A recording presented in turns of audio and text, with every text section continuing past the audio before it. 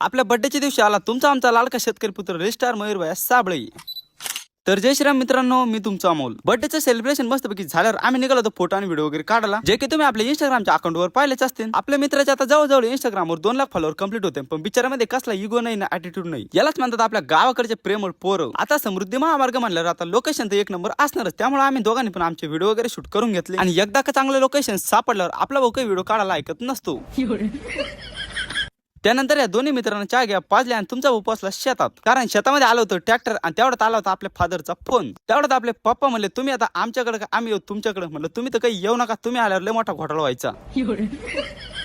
मी शेतात येऊच तर जवळजवळ आपला अर्धा वावर फनाटून झालं, आता राहिली फक्त वखराची बारी। जून महिना सुरू झाल्यावर ओढ लागते फक्त आणि फक्त शेतीची, कारण इथून पुढे काही आपला शेतकरी कष्ट करायला थांबत नाही। माझं कसं झालं माहिती का, मी कधी बी असतो गडबडीत, त्यामुळे तुमच्या आवाज कसं आहे देदांकान चाल श्रीलंका झालं तर पटकन, नाही तर गेलं ते काम बी तिकडे बोंबलत।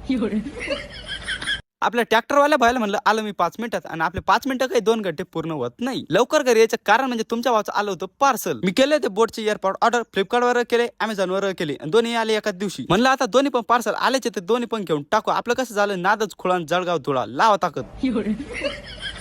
चला तर मग आजच्या दिवसासाठी इथंच थांबतो। तुम्ही करून टाका आपल्याला फॉलो। लवकरच भेटू आपल्या अशाच नवनवीन व्हिडिओ मध्ये। धन्यवाद।